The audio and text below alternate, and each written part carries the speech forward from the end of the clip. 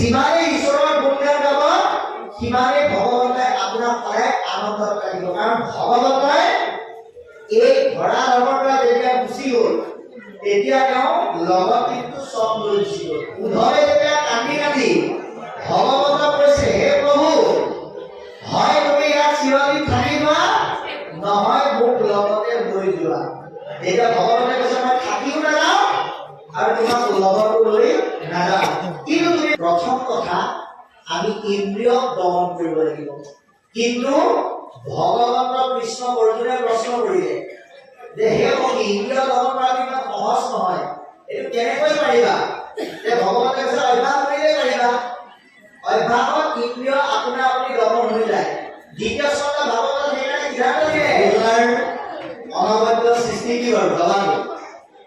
এই দবা আমি কেতিয়া সংগ্ৰহ কৰোঁ? ৰাতিপুৱা, দুপৰীয়া আৰু গধূলা। কেতিয়াবা কেতিয়াবা দবাটোৰ মাতটো উল্টাকে শুনো। আপোনালোকৰ কথা কৈছে ঠিকে শুনে, আমাৰ ফালে কেতিয়াবা কেতিয়াবা আকৌ উল্টাকে শুনে। কি বুলি শুনে জানে?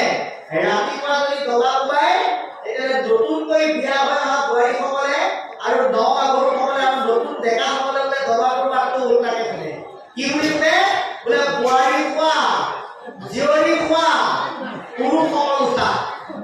সেইকাৰণে ৰাতিপুৱা 7টা বজাত যদি বাপেৰে আহে বুলি কয়, হেৰা উঠা। গুৰুজনাৰ অনবদ্য সৃষ্টি কি বাৰু দবাটো। এই দবা আমি কেতিয়া সংগ্ৰহ কৰোঁ? ৰাতিপুৱা, দুপৰীয়া আৰু গধূলা। ইন্দ্ৰিয় পদবিবাৰ আছে জানমতি, সততে কৰিলে যত্ন অন্তৰগতি।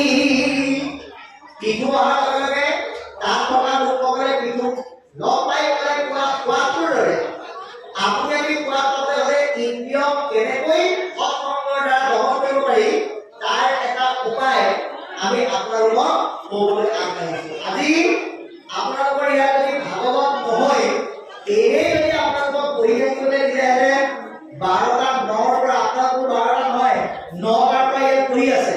গতিকে 9 বজাৰ পৰা যদি আপোনালোকক এতিয়ালৈকে এই 2টা বাজি 5 মিনিট গ'ল, এতিয়ালৈকে যদি পঢ়ি থাকিবলৈ দিলেহেঁতেন কোনো কিন্তু বহি থাকিব নোৱাৰে।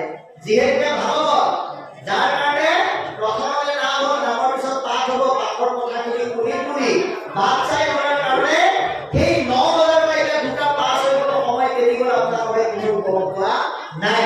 গতিকে এনেকৈ ভগৱতৰ সঙ্গত ইন্দ্ৰিয় দমন কৰি এই ভক্তি ৰসৰ কথাবিলাক ভাগৱতৰ যোগেদি অনুধাৱন কৰি আমাৰ মনৰ ঈৰ্ষা হিংসাবিলাক আমি নিবাৰণ কৰিবৰ কাৰণে যত্ন কৰিলে এই পিঠুৰ যিটো ৰূপকৰ কাহিনী, এই কাহিনী শুনাটো আমাৰ সফল হৈ পৰিব। সেইকাৰণে আমি আপোনালোকক অনুৰোধ জনাম যে দবাটোৰ মাতটোক কিন্তু সদায় সন্মান জনাম। দবাটোৱে দমন দয়া দানৰ যোগেদি আমাক কি বুলি কৈছে? উঠা, জাগা আৰু সেৱক হোৱা। কিন্তু আমি আকৌ কেতিয়াবা কেতিয়াবা দবাটোৰ মাতটো উল্টাকে শুনো। আপোনালোকৰ কথা কৈছে ঠিকে শুনে, আমাৰ ফালে কেতিয়াবা কেতিয়াবা আকৌ উল্টাকে শুনে। কি বুলি শুনে জানে? ৰাতিপুৱা যদি দবা কোবাই তেতিয়াহ'লে নতুনকৈ বিয়া হৈ অহা বোৱাৰীসকলে আৰু নগাভৰুসকলে আৰু নতুন ডেকাসকলে বোলে দবাটোৰ মাতটো উল্টাকে শুনে। কি বুলি শুনে? বোলে বোৱাৰী খোৱা, জীয়ৰী খোৱা, পুৰুষসকল উঠা। সেইকাৰণে ৰাতিপুৱা 7টা বজাত যদি বাপেৰে আহে বুলি কয়, হেৰা উঠা, তেওঁ মানে ৰ'ব 7টাহে পাইছে আৰু 10 মিনিট শুবলৈ দিয়ক। তাৰমানে তেওঁৰ কাৰণে 7টা বজাতো ৰাতি নুপুৱায়। সেইকাৰণে আমি এই দবাটোক সন্মান কৰি আমি উঠি জাগ্ৰত হৈ কৃষ্ণৰ সেৱাৰ মাধ্যমেৰে তেওঁৰ চৰণৰ দাস হ'বলৈ আমি যত্ন কৰিব পাৰিলেহে আজি এই পৃথুৰ নৰনাৰীসকলৰ যিটো বাহ্যিক বা জাগতিক জীৱনৰ আনন্দৰ কথা, এইখিনি আমি ব্যৱহাৰিক জীৱনত পালন কৰিব পাৰিম আৰু এই কথাখিনি শুনাটো আমাৰ সফল হৈ পৰিব। এতিয়া আপোনালোকে এটা কথা চাওক যে পৃথু ৰাজা নগৰত প্ৰৱেশ কৰাৰ লগে লগে সেই পৰিৱেশটো কিহলৈ ৰূপান্তৰ হৈছে? উৎসৱ মুখৰ পৰিৱেশলৈ ৰূপান্তৰ হৈছে বুলি কৈছে। এটা মহোৎসৱ দিছে বুলি কৈছে।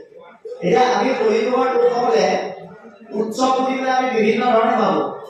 আমাৰ জনগাঁথনি আমাৰ জনজীৱনৰ লৈ যিবিলাক উৎসৱ এতিয়া আমাৰ কালিলৈ পৰহিলৈ আমাৰ আৰম্ভ হ'ব ভোগালী বিহু, এইটো আমাৰ উৎসৱ। আমাৰ আহিন মাহৰ শুক্লা দশমী তিথিত আমাৰ পালন হয় গুৰুজনাৰ এইটো আমাৰ উৎসৱ। গতিকে এনেকৈ আমি আনুষ্ঠানিকভাৱে আমাৰ জীৱনত বিভিন্ন উৎসৱ পাই আহিছোঁ। কিন্তু আমি আপোনালোকৰ কাৰণে আজিৰ দিনটোৱে এটা উৎসৱ। কেলৈ বিহু ৰজা যেনেকৈ নগৰলৈ গৈছে তাত যেনেকৈ উৎসৱলৈ ৰূপান্তৰ হৈছে, আজি আপোনালোকৰ এই ইয়াত নামঘৰ মূৰ্তিৰ যোগেদি ভগৱন্ত এই নামঘৰত প্ৰকাশিত হৈ আছে। আমি কেৱলভাৱে সেই ভগৱন্তক ভ্ৰমণৰ কাৰণে আহিছোঁ যে আপোনালোকৰ আজিৰ দিনটো এই পৰিৱেশখিনি এটা উৎসৱ। এই উৎসৱৰ মাজত আমি কি কৰিব লাগিব? উদ্ভৱ কৰিব লাগিব। এনেকুৱা এক উৎসৱ যাৰ দ্বাৰা আমাৰ মনত কিছুমান বস্তু উদ্ভৱ হ'ব। কি উদ্ভৱ হ'ব? ভগৱন্তৰ ভক্তিময় জ্ঞানৰ উদ্ভৱ কৰিব। কিহে? এই ব্ৰাহ্মণ মূৰ্তিৰ জ্ঞানৰ যোগে। গতিকে এই উৎসৱত আমি প্ৰত্যেকজন ব্যক্তিয়ে আমাৰ বিশেষ ব্যস্ততা নাথাকিলে, বিশেষ কৰ্মবন্ধনৰ ভাৱ নাথাকিলে আমি নিজক জড়িত কৰিব লাগে। এয়া এনে উৎসৱ যি উৎসৱে আমাৰ মনটোত নিত্য নতুন জ্ঞানৰ উদ্ভৱ হোৱাত সহায় কৰে। এই কথা আমাক অতি সুন্দৰকৈ কৈছে। তাৰপিছত লিখিছে যে সেই ৰাজ্যত উপস্থিত হোৱা গুৰু পুৰোহিত সমন্বিতে সকলোৱে ৰজাক পুনৰ আশংসামূলক অৰ্থাৎ প্ৰশংসামূলক আশীৰ্বাদেৰে তেওঁক বাণী প্ৰকাশ কৰিছে, ধন্য বাণী প্ৰকাশ কৰিছে আৰু শিৰত সুন্দৰকৈ পুষ্পৰ সৃষ্টি কৰিছে বুলি আমাক জনাইছে। যেনেকৈ নৰনাৰীসকলে কৰিছে, গুৰু পুৰোহিতসকলে ঠিক তেনেকৈ বিহু ৰজাক পুষ্প সৃষ্টি কৰিছে, আশংসামূলক বাণী আশীৰ্বাদ প্ৰদান কৰিছে। গতিকে এই আনন্দ আৰু উৎসৱমুখৰ পৰিৱেশৰ যোগেদি বিহু ৰজা নিজৰ ঘৰত প্ৰৱেশ কৰিবলৈ গৈছে। যে এনেকৈ আনন্দ আৰু উৎসৱমুখৰ পৰিৱেশৰ দ্বাৰা বিহু ৰজা ঘৰত প্ৰৱেশ কৰাৰ পৰিৱেশটো তাৰ লগত তুলনা কৰিছে যেনেকৈ শশীপতি অৰ্থাৎ ইন্দ্ৰৰ কথা কৈছে। ইন্দ্ৰ অমৰাৱতীত প্ৰৱেশ কৰিলে যিটো পৰিৱেশ হয়, বিহু ৰজায়ো নিজ নগৰৰ মাজেদি আনন্দ উৎসৱ কৰি নিজৰ ঘৰত প্ৰৱেশ কৰোঁতে ঠিক একেই ধৰণৰে অৱস্থা হৈছে বুলি আমাক পদবন্ধে জনাবলৈ চেষ্টা কৰিছে। বিহু ৰজাই নিজৰ গৃহত প্ৰৱেশ কৰি এখন সভা আহ্বান কৰিলে, যিখন সভালৈ বিভিন্নজনৰ আগমন ঘটিছে। গুৰু পুৰোহিত সমন্বিতে প্ৰজা, ভিক্ষুক, অভাৱগ্ৰস্ত, দুৰ্গ্ৰস্ত সকলোবিলাক গুণী জ্ঞানী অন্ত সাধু ঋষি মুনিলৈকে সেই সভালৈ তাত আগমন ঘটিছে।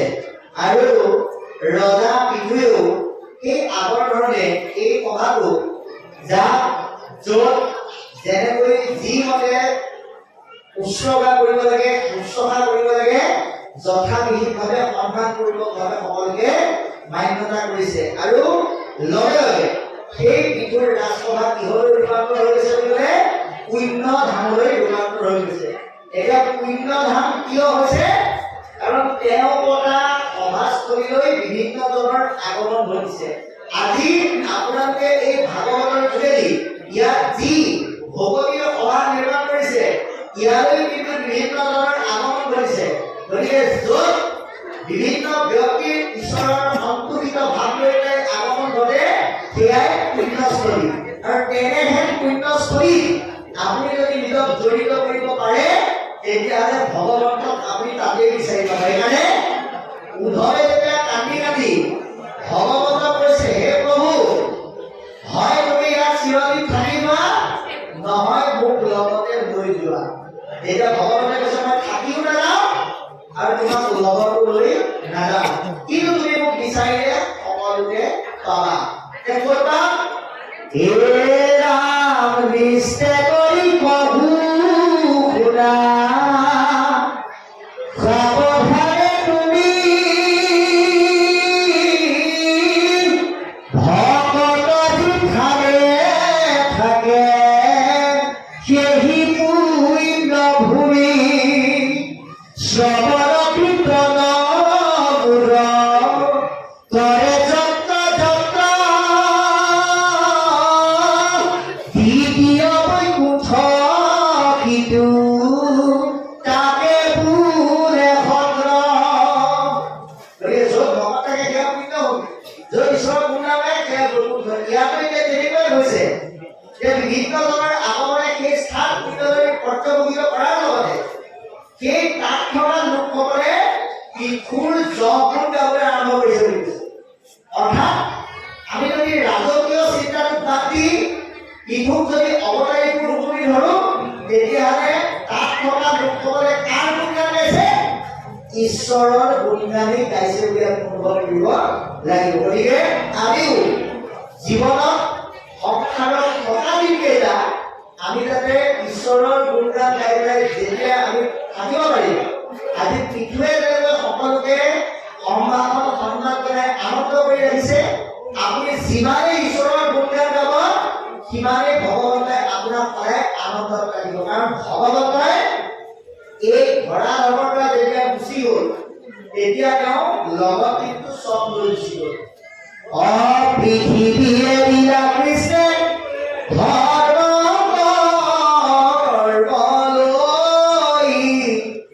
গৈলা বৈকুণ্ঠত অন্য ৰাৱণৰ মথৈ